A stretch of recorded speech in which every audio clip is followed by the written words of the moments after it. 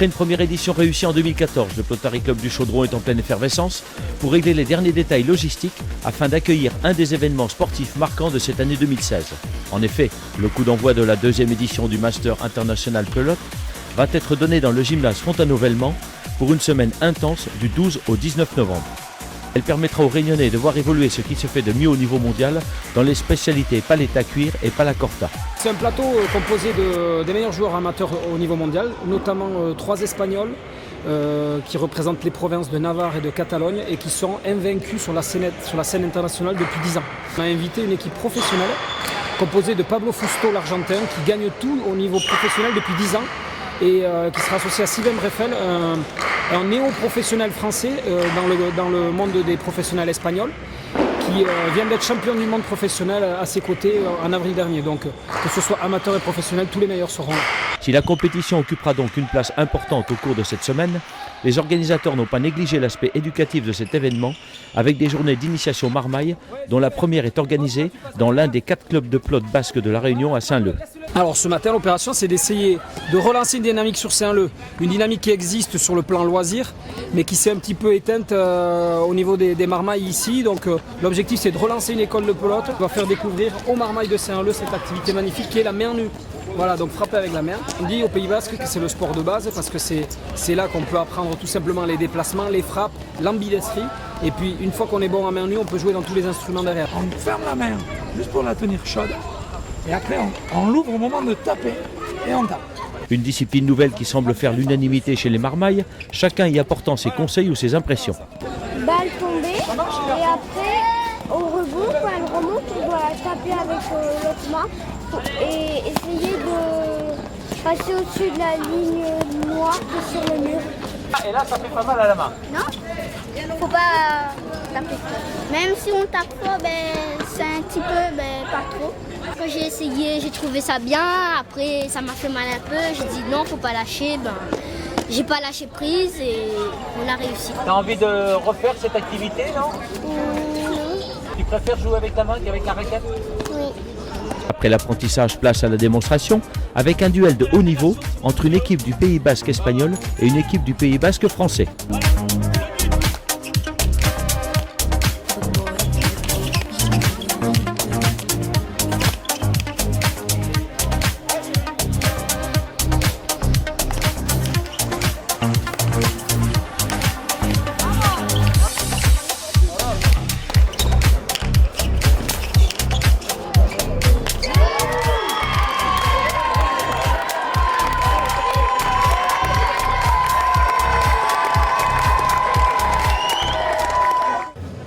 Retour au Chaudron pour vivre un instant solennel dans le temple de la pelote basque réunionnaise.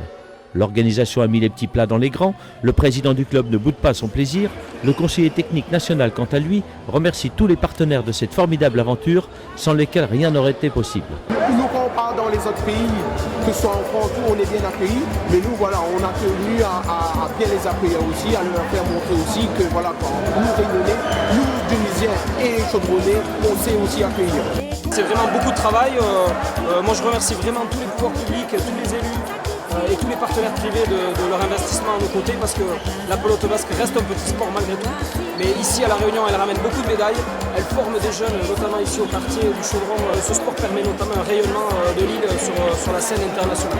Bien évidemment, l'État ne peut que se réjouir de constater le niveau d'excellence de la pelote basque à La Réunion, un facteur de cohésion sociale et un exemple pour toute une jeunesse. L'organisation de ce master ici au Chaudron, qui est un quartier qu'on dit quartier populaire, en tout cas quartier prioritaire pour les politiques de l'État, et le témoignage du lien qu'on peut faire, de la continuité qui peut exister entre le sport du plus haut niveau et le sport pour le plus grand nombre. Les jeunes du Chaudron ont la preuve aujourd'hui que c'est possible et qu'on peut accéder à l'élite même quand on vient du Chaudron. C'est un sujet de fierté, c'est un sujet de lien social et c'est un sujet, je pense, d'estime de soi.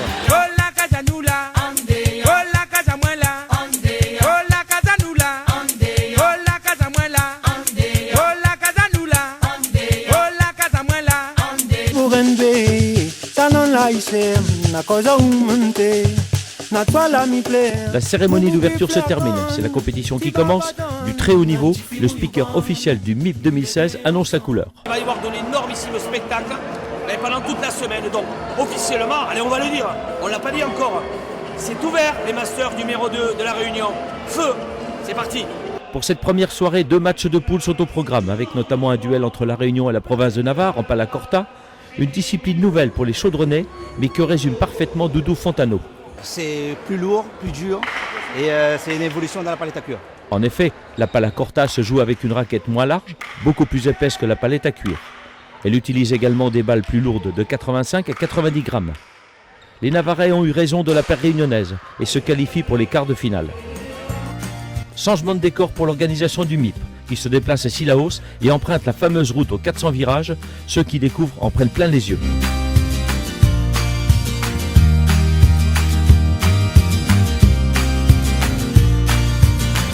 La deuxième journée d'initiation Marmaille va se dérouler sur le mur à gauche du club Alexis Figuin, au stade Irénée Cotte, en présence de près de 140 élèves des établissements scolaires du secteur qui s'y retrouvent pour découvrir la pelote à main nue. En tout cas, personne ne cache son enthousiasme ni sa motivation. Faire ce sport, la pelote au basque, qui est magnifique, qui est simple à la base, avec ces gamins-là, comment vous dire, on est stupéfait. Et j'ai un micro, j'ai même plus envie de parler. C'est les yeux qui vont parler pour moi. Pour cette étape à Sillaos, les Marmailles auront le privilège d'apprendre les gestes de base de la main nue avec le meilleur entraîneur de France de la discipline. Tout simplement travailler sur la motricité. C'est-à-dire qu'on frappe de la droite, on frappe de la gauche, faire le b.a.-ba de la pelote et du jeu de balle. Quoi. Et on se rend compte très vite qu'au bout de 10 minutes, un quart d'heure, le gosse, si on arrive à le concentrer sur ça, la motricité, elle vient systématiquement. Et finalement, c'est certainement plus simple que ce que ça paraît au départ. Des formateurs de qualité, une réelle envie d'apprendre, et nos Marmailles ont tout compris, la pelote à main nue n'a plus de secret pour eux. Ils se débrouillent pas mal, il y a une bonne équipe là. On met la pelote dans la main gauche, on la laisse tomber et avec le creux de la main, on la frappe pour qu'elle aille haut sur le mur. Il faut faire rebondir la balle par terre et la lancer contre le mur. Allez, viens. C'est un peu comme si on jouait au tennis en fait, non? Oui. T'as déjà essayé? Oui. Bon, ça fait mal à la main ou pas? Un petit peu. Bon, c'est une technique à avoir, non? Oui. Bon, ça te plaît comme activité? Oui, beaucoup. Bon. Il faut taper dans la main et des fois c'est un peu dur parce que on n'est pas assez près du mur. Bon. Mais on joue avec les deux mains, non? Il y en a une qui sert à tenir la balle, comment ça se passe? Il y en a une qui sert à tenir la balle et la lâcher et l'autre à taper dedans. Pendant que leurs dallons s'essayent sur le fronton, d'autres Marmailles testent les palettas sur un terrain de tennis. Si la comparaison avec le tennis est logique, leur choix est fait sans hésitation. Oui, c'est différent, c'est un peu plus sympa, oui. Pourquoi c'est plus sympa? Bah, déjà, je sais pas, parce que j'ai jamais joué au tennis, mais je préfère ça que les raquettes de tennis. Non, il n'y a pas une grosse différence avec le tennis, mais c'est plus chouette. Ça te plaît? Ça te paraît plus facile ou qu'est-ce que tu préfères des deux? Avec la raquette là. Cette longue journée ensoleillée se clôture avec un match exhibition entre l'Espagne et la France. Les joueurs protègent l'intérieur de la main à l'aide de tacos, des lamelles de caoutchouc et des épaisseurs de sparadrap afin d'éviter tout éclatement des vaisseaux. En compétition, c'est autorisé. Dans les compétitions internationales, il y a des limites. Le taco ne doit pas dépasser 2 cm. Mais après, plus c'est fait, plus la pelote est maîtrisée. Donc ça ne sert à rien de mettre des gros tacos.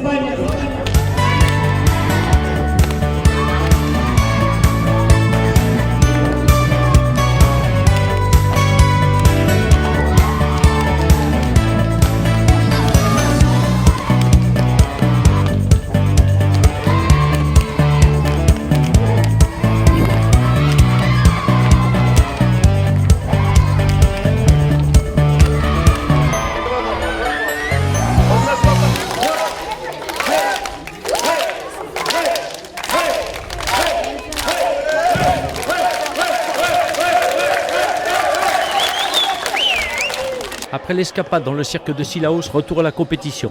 La cancha du Chaudron est surchauffée, la magie commence à opérer, notamment après l'exploit ce matin en quart de finale de palette à cuire de nos deux Plotari pays, Mika Mangaman et Luciano Mahabo. On jouait contre l'équipe championne du monde amateur en titre, donc les Espagnols, Rubén Ayala et Javier Labialo, qui nous avaient battus les 2 dernières compétitions internationales, les 3 dernières qui nous avaient battus. Donc c'était notre bête noire, et là on a fait une grosse partie. Et on a réussi à les battre à la maison 2 matchs à 0. Donc en plus on ne s'est pas trop fatigué parce qu'il faut garder l'influx pour aller jusqu'à la demi-finale maintenant qui aura lieu vendredi soir. En tout cas, nos champions ont fait forte impression. N'ont pas la grosse tête, mais sont conscients qu'ils ont le potentiel pour aller jusqu'à la victoire finale. Depuis le début du tournoi, on fait forte impression et on essaie de rester sérieux et la victoire au bout. On va continuer comme ça jusqu'à la fin. La tension monte d'un cran pour le deuxième quart de finale en pellet à cuire qui va opposer la paire Jérôme Klein-Mathieu Ramin à la paire franco-argentine Breffel-Fusto. Une rencontre inédite pour les deux champions du monde de pala larga qui entrent en lice pour leur premier duel. Ils jouent depuis dimanche, ils sont en plein dans la compète, nous on la débute. Donc c'est ça qui va être compliqué à gérer aujourd'hui. C'est plus petit, c'est plus fin, c'est plus léger, on devrait s'en sortir quand même. Jouer contre des pros là, c'est la grosse pression là. Non, au contraire, c'est que du plaisir. C'est donc la totale inconnue pour les deux équipes qui vont s'affronter. Les Chaudronnais ont le public pour eux, les deux champions du monde le savent et vont tenter d'imposer leur jeu dès l'entame de la partie. Mais c'était sans compter la foule des Chaudronnais qui remportent la première manche, histoire de créer le doute chez les champions du monde. Ces derniers se ressaisissent, reprennent de l'ascendant et remportent de justesse la deuxième manche. Tout est à refaire. La paire Ramin-Klein veut y croire. Le public vibre pour ces champions qui ont les moyens de créer la surprise à l'occasion d'une troisième manche qui sera âprement disputée, mais qui verra la victoire sur le fil 10-9 pour les deux champions du monde. Bref, et les Fusto vont encore retrouver des Réunionnais sur la route de la demi-finale, vendredi, avec la paire Mika Mangaman-Luciano Mahabo. Vous savez que ça va être compliqué et honnêtement on a beaucoup de chances de passer ce soir. Et j'espère que ça va nous porter chance pour la suite. Muy difícil, sabíamos que ellos juegan muy bien este frontón, son muy rápidos. C'était une partie très très difficile, on savait que le fronton était rapide et avec un arrière comme ça qui met beaucoup de rythme, on a été agressé et donc ça a été très très compliqué. Arrivé la veille de métropole, le staff de la Fédération française de pelote basque n'a rien manqué de cette rencontre de très haut niveau. Je voudrais remercier toute l'organisation autour du Chaudron, du club du Chaudron, de P.O. Iriart et tous les gens qui ont participé à faire en sorte que ce tournoi se passe dans les meilleures conditions. C'était un gros challenge à relever. Ils l'ont relevé avec beaucoup de satisfaction pour le public et pour surtout le côté sportif. Moi sincèrement, c'est la première fois que je viens ici à l'île de la Réunion. Ça me fait plaisir de voir du niveau comme ça, de voir comment des jeunes dirigeants, des cas techniques ont fait travailler leurs jeunes. Franchement, ça me fait plaisir de voir ce niveau-là, sincèrement. Soirée décisive pour nos athlètes pays qui vont disputer les demi-finales en pala corta et en palette à cuire. Sans connaître l'issue de ces confrontations, le maire de la commune exprime sa satisfaction devant la réussite de cet événement de classe mondiale et rend hommage à la jeunesse du Chaudron. C'est un événement international au Chaudron. C'est emblématique dans ce quartier du Chaudron. C'est un événement où des jeunes réunionnais qui bien sûr ont beaucoup travaillé depuis quelques années, atteignent le niveau international, l'excellence. Donc c'est la démonstration que dans une discipline aussi particulière que la pelote basque, des Réunionnais, des jeunes et des jeunes du Chaudron arrivent à atteindre les sommets mondiaux et nous accueillons un tournoi international. Donc c'est le Chaudron d'excellence qui accueille des représentants venant d'autres nations du monde. Donc c'est un symbole très fort pour dire que, en ayant de l'ambition, c'est pour ça que nous fabriquons cette génération ambition, cette nouvelle génération, on peut côtoyer les plus grands, on peut exceller et surtout on peut s'ouvrir sur le monde. Donc bravo bien sûr à la pelote basque, à tous les cadres, à tous les dirigeants qui ont fabriqué ces jeunes talentueux. Bien sûr, bravo aux jeunes, à tous ces athlètes qui remportent des titres, qui font honneur à la Réunion, honneur à Saint-Denis et honneur au Chaudron.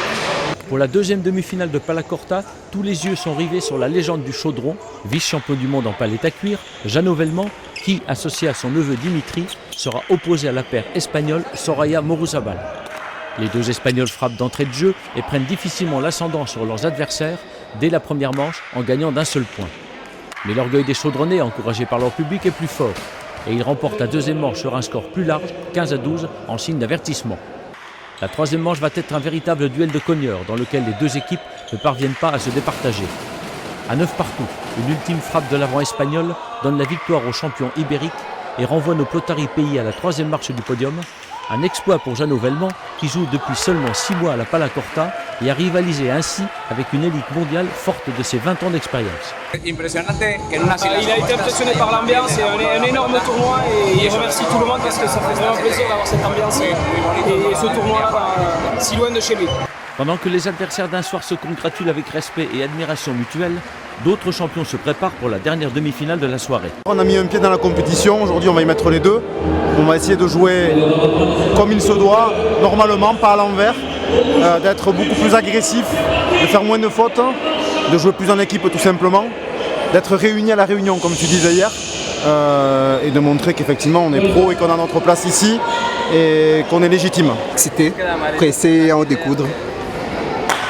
Tu sens que c'est à la portée?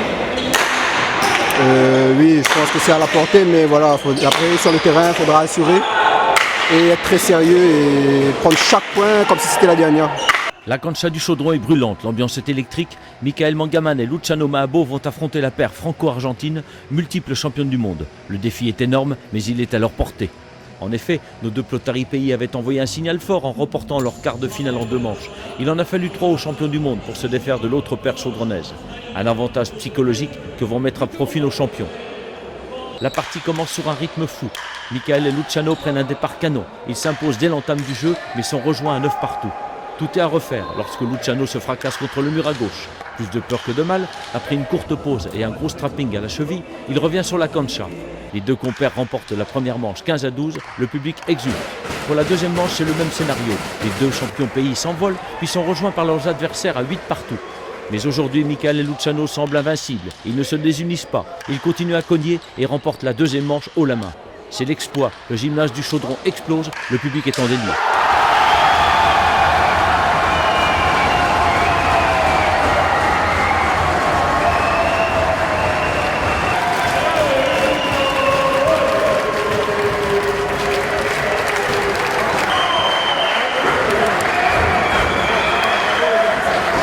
Bien évidemment, c'est une victoire dans la douleur pour Luciano, mais les deux champions doivent cette performance à leur formidable cohésion et à leur incroyable mental. Un signal fort pour la finale de demain.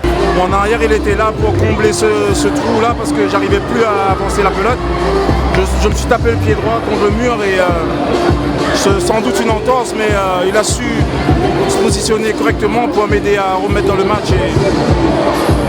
Bon match amical aussi parce qu'il le mérite aussi beaucoup. Ouais, c'est sûr, mais c'est à ce moment-là qu'il faut être costaud dans la tête. J'ai déjà vécu ça en championnat du monde dans le passé. J'ai essayé de faire le maximum que j'ai pu et garder la tête en place. Et ça a payé. C'est très bien pour la Paletta et pour la France de voir que voilà, tu es professionnel, tu arrives, c'est pas ta discipline. Si tu gagnes, c'est que la Paletta va mal en France. Donc voilà, on a perdu aujourd'hui contre une équipe qui était meilleure et je les félicite.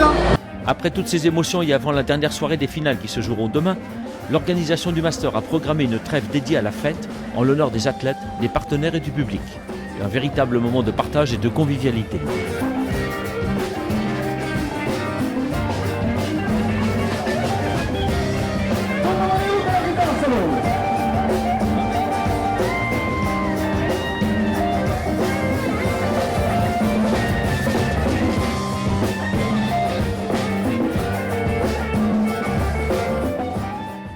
Dernière journée du Master avec un programme chargé. Tout d'abord une matinée sport santé aux abords du gymnase, animée par des professionnels de santé sur les thématiques de l'obésité, du diabète, de l'AVC et autres sujets liés à la bonne hygiène de vie.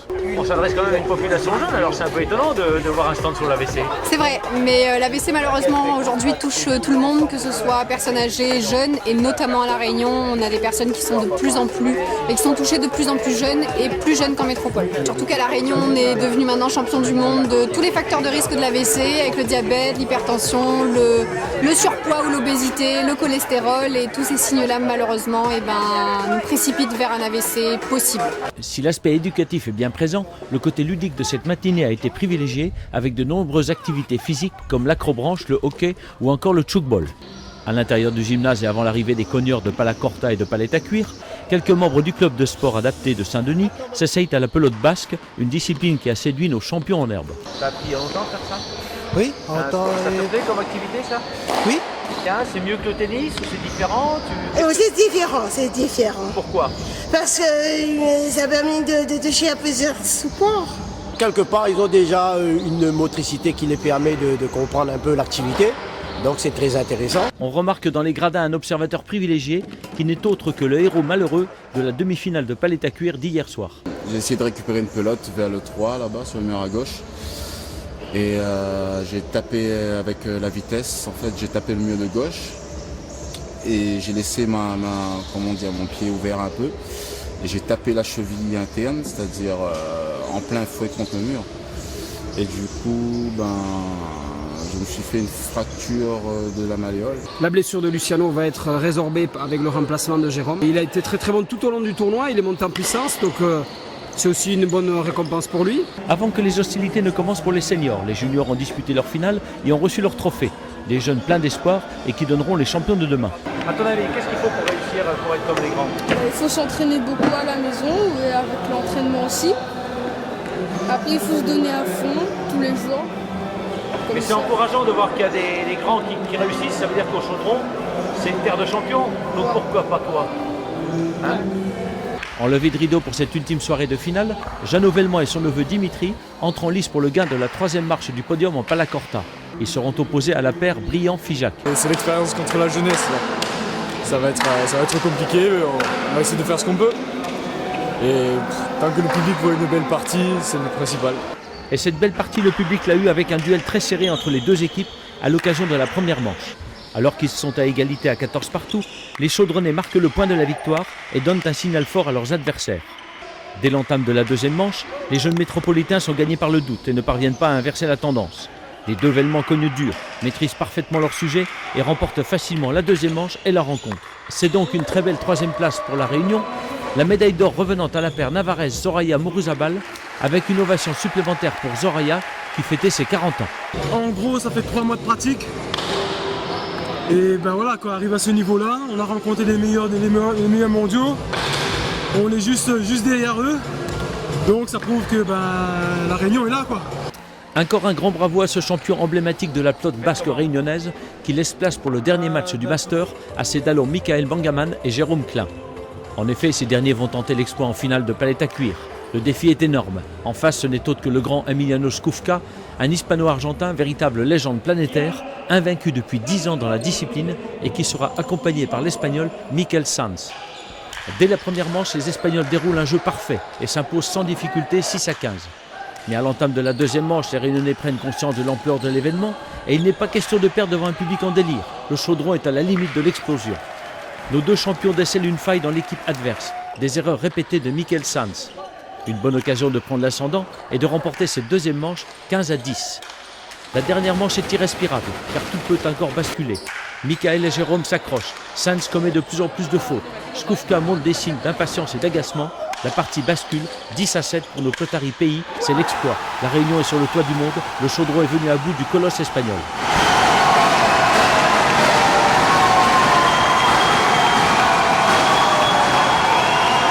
Le Chaudron est en éruption, il illumine le ciel de la Réunion devenu le centre du monde de la palette à cuire.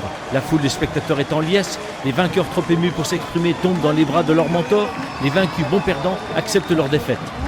On a commencé le premier set, on a gagné très facilement avec Michael qui était vraiment très en forme et qui jouait comme depuis le début de la semaine.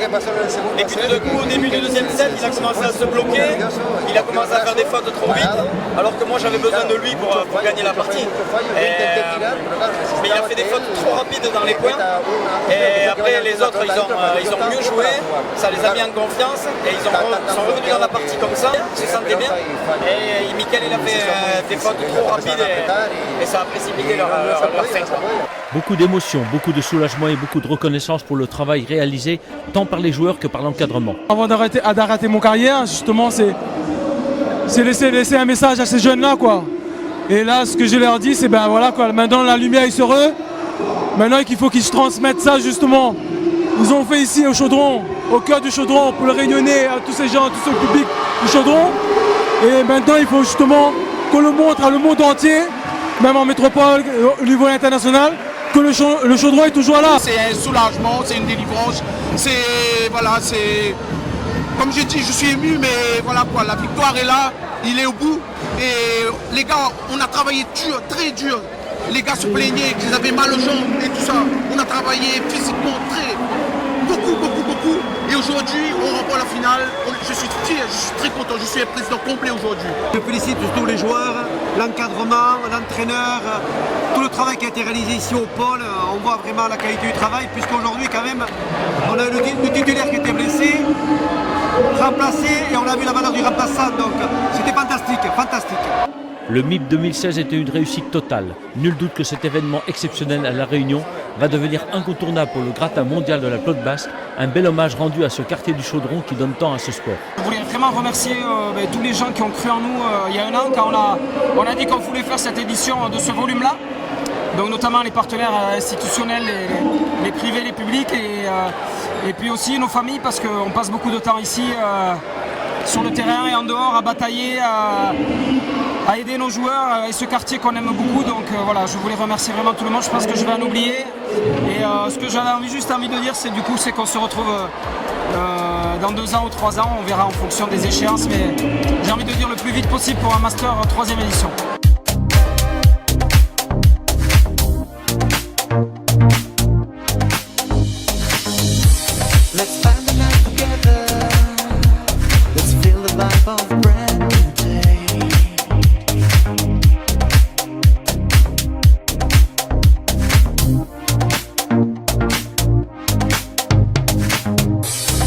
You're my only passion. I don't need a better way, babe.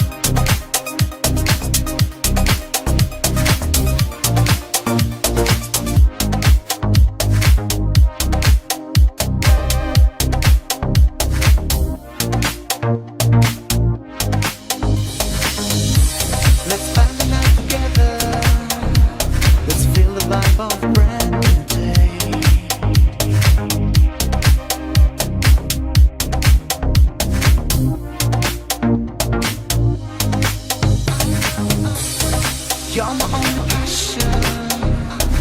I don't need a